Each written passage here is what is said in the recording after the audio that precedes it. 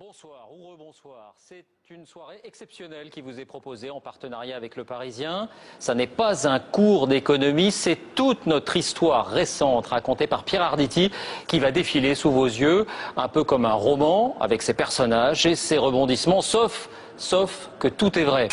Vous avez été très nombreux à nous envoyer vos questions, vos remarques, vos réactions à propos de cette émission de France 2, le roman de la crise. Très regardé, bien fait, il faut le dire. La première question qui se pose, à qui Arditi a-t-il fait appel pour nous expliquer la crise?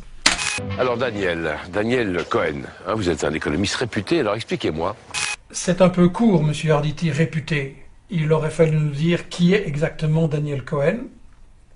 C'est un conseiller de la banque d'affaires Lazard, franco-américaine.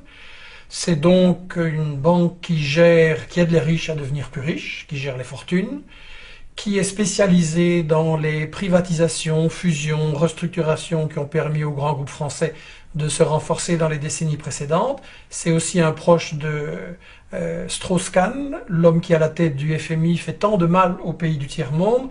Donc la question c'est pourquoi vous invitez un économiste qui gagne sa vie au service des riches et pas des économistes plus critiques comme Raoul Génard, Michel Husson, Henri Houben. Donc, tout commence par un paradis. La France des années 50, c'est la conviction partagée que l'avenir s'annonce radieux. Le pays vit une période extraordinaire, les 30 Glorieuses. Alors expliquez-moi, pourquoi nous avons laissé filer ce qui m'apparaît encore comme un paradis? Paradis, ça dépend du point de vue. Il faut quand même rappeler que les années 50, 60, c'est la sale guerre contre l'Algérie, contre le Vietnam. C'est-à-dire que le tiers-monde crève de faim sous le colonialisme, il est obligé de prendre les armes pour se libérer.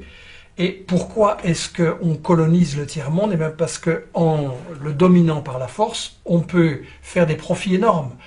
On ne paye pas les matières premières, on ne paye pas la main-d'œuvre, on corrompt les dirigeants, donc toutes les richesses sont détournées, la pauvreté reste et la richesse part ici. Donc, cette émission, c'est ça qui me gêne. Elle est totalement centrée sur la France, un peu les États-Unis.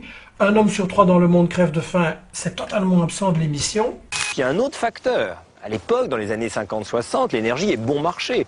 Dans les années 70, le prix du baril est multiplié par 4 une première fois en 1973, une deuxième fois par 2 en 1978. Tout ça renchérit les coûts. La crise des années 70, le premier choc pétrolier, ça je m'en souviens très bien. Ah oui, très bien, tout à coup le monde est devenu plus rude. Bon, alors Arditi, Cohen sont de grands défenseurs d'Israël, alors on en profite pour mettre un peu la faute sur les Arabes qui auraient demandé trop cher pour le pétrole. Il faudrait juste dire qu'en fait le pétrole avant on ne le payait pas, ce qui était évidemment un bon facteur de prospérité de cette France paradisiaque dont nous parle Arditi. Maintenant c'est vrai qu'il faut faire remonter la crise à beaucoup plus haut que 2008, elle a commencé bien plus tôt, mais elle n'a pas commencé en 73, elle a commencé encore avant. Et il y a un problème. Comment on explique la crise? Dans toutes les missions, il y a les méchants. Il y a Reagan qui baisse les salaires, qui est anti-syndical. Il y a les Golden Boys qui veulent gagner trop d'argent en bourse. Il y a les gentils aussi qui font des erreurs de temps en temps. Et les erreurs ont des conséquences. Mais en fait, l'explication des crises, c'est quelque chose de beaucoup plus fondamental. C'est pas une question de quelques personnages, contrairement à ce que nous explique à un moment donné, au tout début, Arditi. Je me dis comment avons-nous pu troquer ce monde paisible de mon enfance pour celui dans lequel nous vivons. Et j'ai fini par comprendre une chose. Il a fallu beaucoup de cupidité et de naïveté pour en arriver là. Des personnages avides, candides ou impatients ont combiné leurs efforts pour nous entraîner dans une crise qui est la plus grave depuis la fin de la Seconde Guerre mondiale. C'est pas un problème de cupidité de quelques personnages qui auraient provoqué la crise. En fait, la cupidité est le moteur même du système. Et c'est ça qui est absolument pas clair dans l'émission. En fait, toute l'émission, c'est comme dire à un lion, vous pouvez manger de la viande, mais une fois par semaine. On peut avoir de la cupidité dans le capitalisme, mais pas trop. Non, la cupidité, c'est le moteur. Avec une volonté féroce de gagner beaucoup d'argent. Non, ce que je veux vraiment, c'est les attraper, leur arracher le cœur et le bouffer avant qu'ils crèvent. Le capitalisme, au point de vue économique, il est basé sur 3 principes. Premièrement, la propriété privée des biens économiques, c'est-à-dire que c'est une toute petite couche de gens qui décident ce qu'on va produire, où ça, à quel prix, qui va gagner, combien, etc. Deuxièmement, entre eux, ces capitalistes se mènent une lutte féroce pour savoir qui va pas seulement l'emporter, mais qui va survivre, parce que ceux qui perdent sont éliminés tout simplement. Le deuxième principe, donc, c'est la concurrence maximum. Et le troisième principe, c'est le profit maximum. C'est-à-dire que pour éliminer vos concurrents, vous ne devez pas faire simplement un profit raisonnable, normal, vous devez gagner beaucoup plus qu'eux. Alors la question, c'est justement comment on fait un profit maximum. Et étant donné que les richesses sont produites par les travailleurs, bien en fait, on devient très riche en payant ces travailleurs le moins possible. Et c'est tout ça, l'art du capitaliste, c'est de licencier un maximum de gens pour faire le travail par ceux qui restent et de les payer les moins chers possible. En France, par exemple, il y a eu, en 20 ans, une diminution de plus de 9% de la part des salaires dans l'ensemble de ce que produit le pays. 9% qui sont passés des revenus du travail aux revenus du capital en payant moins bien les gens.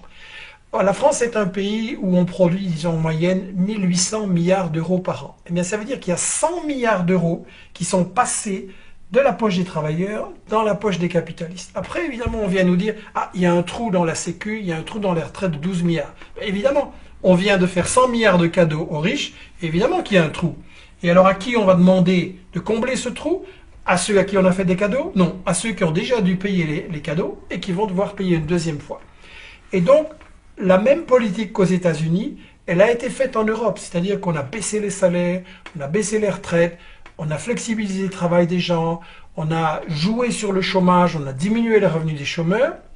Et donc, être capitaliste, c'est ça, c'est diminuer la part des revenus qui va au travail. Mais après, vous avez un gros problème. À qui vous vendez? Si le fin du fin pour un capitaliste, c'est d'appauvrir les travailleurs, à qui on va vendre les marchandises qu'on est de plus en plus capable de produire? Et donc, la contradiction fondamentale qui explique la crise depuis 65, qui a été retardée, qui est rampante, on a fait des bulles pour la cacher, on a fait du crédit, mais c'est toujours la même crise depuis 65, c'est que les riches sont de plus en plus riches, capables de produire de plus en plus, et les autres ne sont pas capables d'acheter tout ça puisqu'on les a appauvris. Donc, si on veut faire de l'humour noir, on va dire que le problème de la crise, c'est que les riches sont trop riches. La morale de cette histoire, c'est que le marché ne peut pas tout. Ah oui, l'idée que les marchés financiers peuvent se gouverner tout seuls est une chimère. On voit bien qu'on a besoin d'avoir recours à l'État pour qu'il fixe les règles. En fait, les États, ils n'ont pas perdu leur pouvoir. Ils l'ont utilisé au service de ce grand capital. Et la meilleure preuve, c'est qu'en 2000, tous les États européens, avec une majorité de gouvernements PS, se sont réunis à Lisbonne et ont décidé quoi? Ils ont décidé, en fait, de copier le modèle des États-Unis. Baisser les salaires le plus possible, allonger la durée du travail, pression sur les retraites, pression sur le chômage, une série de privatisations importantes. Mais quand vous privatisez le téléphone, l'électricité, la poste, le train, qu'est-ce qui se passe? 1. L'État encaisse moins de recettes. 2. Les gens payent beaucoup plus cher. L'électricité, la téléphonie, on n'a jamais payé aussi cher. Et en fait, ça veut dire que là encore, l'État a aidé à ce que plus de revenus aillent des travailleurs vers les capitales et les multinationales françaises et européennes qui ont fait énormément de bénéfices avec tout ça. Donc, en fait, c'est pas remplacé par le remplacer par Strauss-Kahn, ça va rien changer. Là, on a évidemment intérêt à nous faire croire qu'en changeant de cheval, ça va tout changer. C'est pas le cheval qui est le problème, c'est les règles de la course.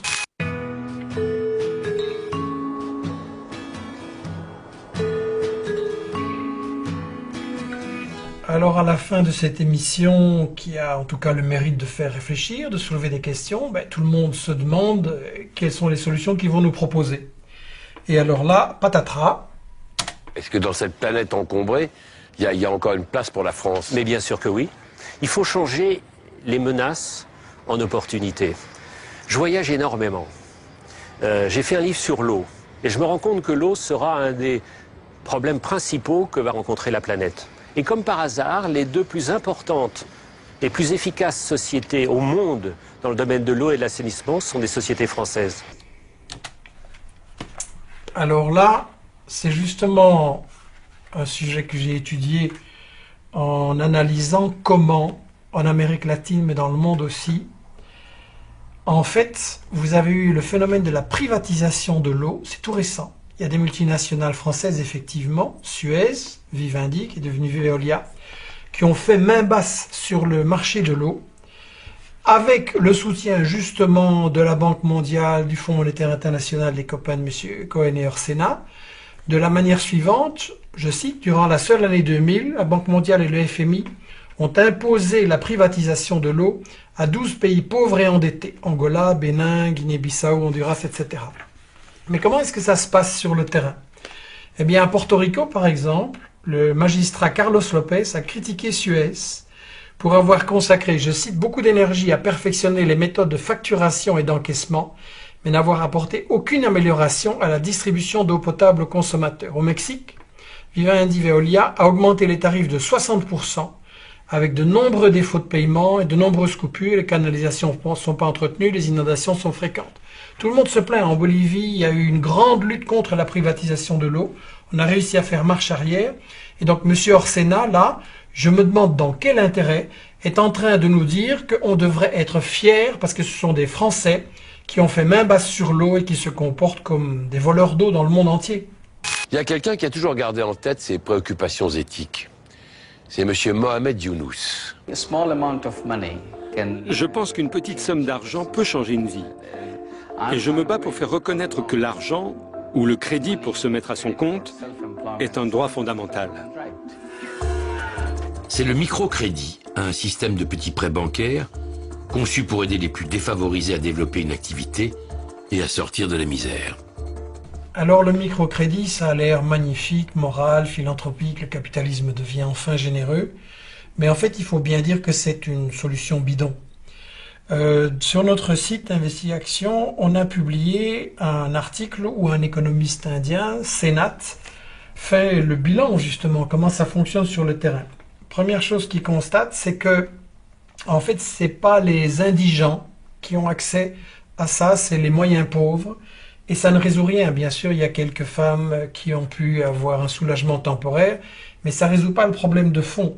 On a d'ailleurs une étude qui montre que 8 ans après avoir bénéficié des micro-prêts de M. Younous, la majorité des familles sont toujours pas en état de satisfaire à leurs besoins de base. Et donc, elles utilisent l'argent prêté pour manger et pas pour un investissement productif. Et ça, on peut le comprendre justement en sachant qu'un prêt moyen de cette banque, c'est 130 $ au Bangladesh, moins en Inde. Et qu'est-ce que vous faites avec ça? Avec 130 $, vous achetez même pas une vache. Alors, ne parlons pas de résoudre le problème de la terre. Le problème de ces paysans indiens et Bangladesh, c'est qu'ils n'ont pas de terre. Et pour une terre, il faut au moins 2000 $.